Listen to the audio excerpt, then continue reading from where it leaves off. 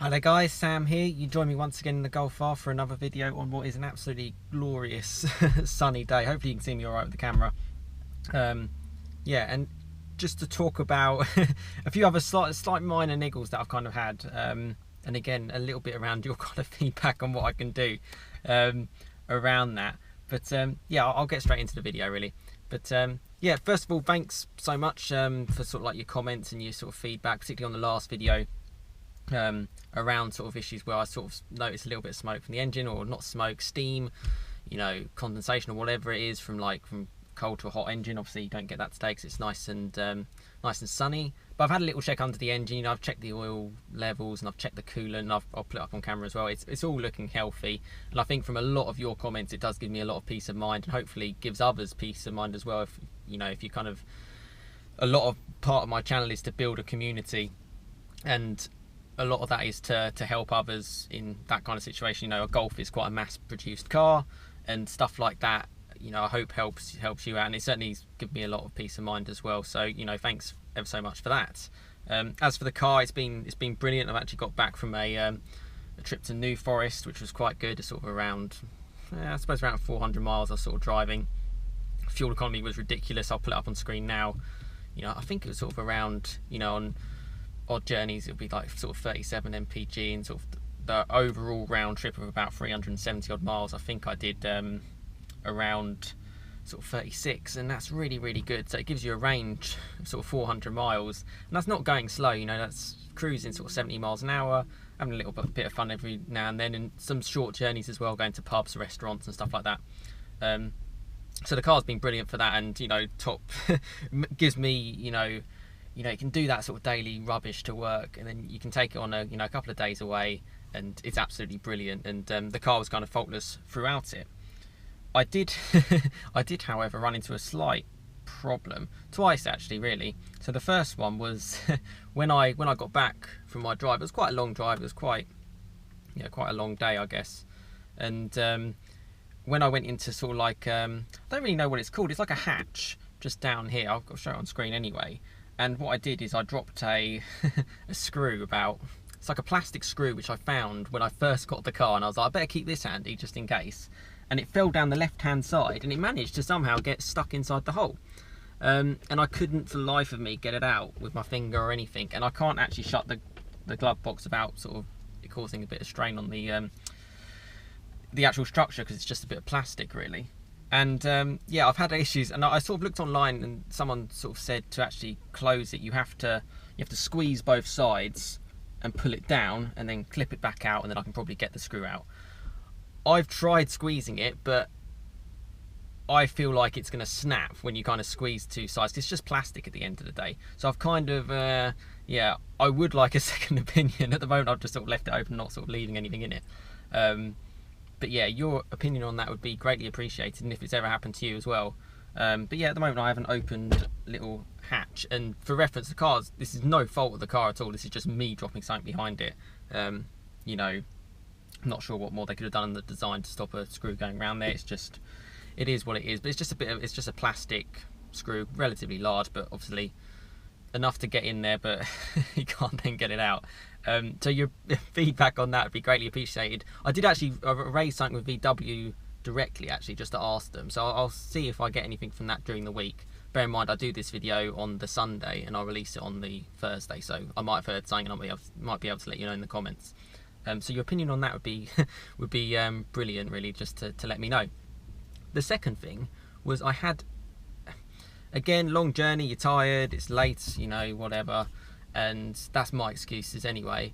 And I stalled the car basically. So I was parking up, sort of making it nice and steady. It's like, oh yeah, you get a big lurch and you stalled it. And I was like, oh great, okay.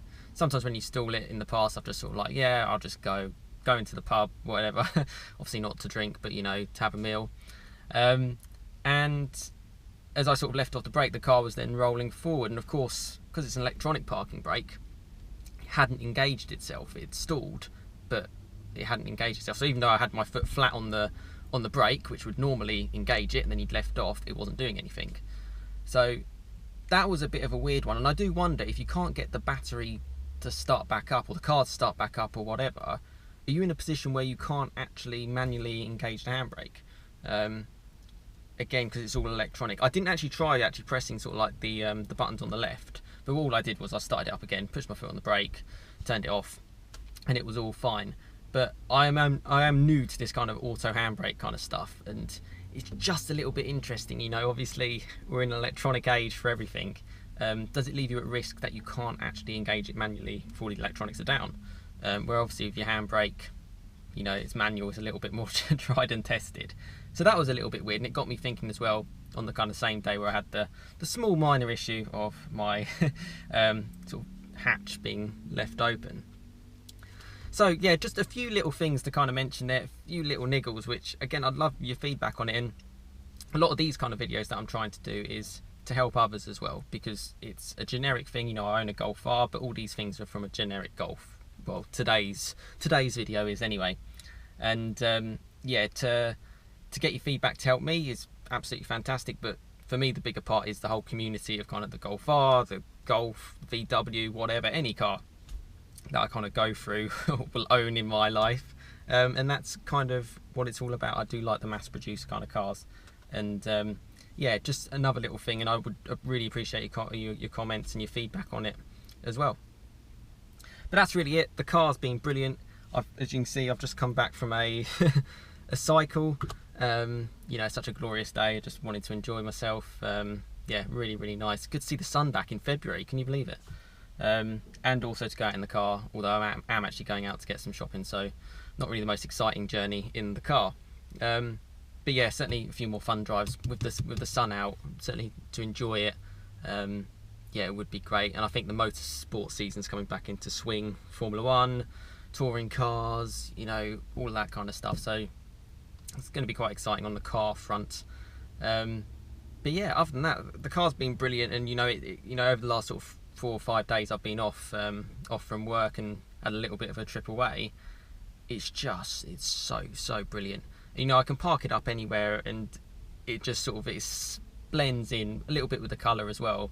But I haven't really washed the car, but I can sort of clean the exhausts, and it still makes it special, and it drives really, really well. It's just an absolutely superb car, and nice, really, really comfortable as well for me. Yeah, so top quality car, really. Yeah, so that's really the end of the video. But you know, thanks so much for commenting and the likes. Really do appreciate it, and kind of share the content around, just to kind of build that community. That's kind of what I kind of want to do with the channel. And you know, thanks so much. I think there's 527 of you who subscribed to my channel, so that's massive, and it really does mean a lot to me.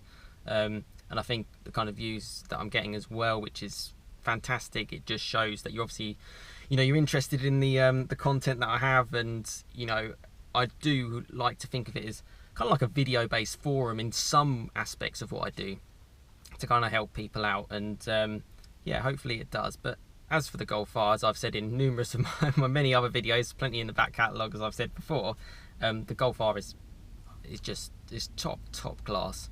I did read an article when it was kind of comparing it against an A35, and they were kind of like, the A35 probably a little bit more dynamic, but the car you'd want to drive home in all day long would still be the Golf R. And that's testament being the fact that it's a generation behind.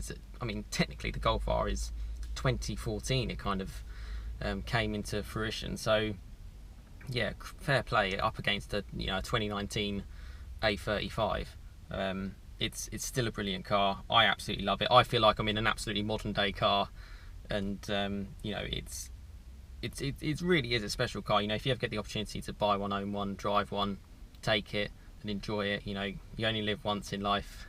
Yeah, and it can be cost effective as well. Like I've said in other videos, fuel wise, economy wise, it's been great.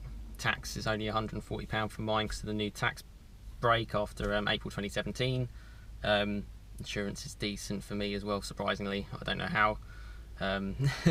And yeah, it all kind of, you know, it's got to suit your circumstances and your current style of life. But the Golf R can, and most Golfs can, but this is, yeah, it's real peach of a car. Yeah, and I hope you enjoy the videos that I've kind of been showing. But you know, thanks ever so much for watching.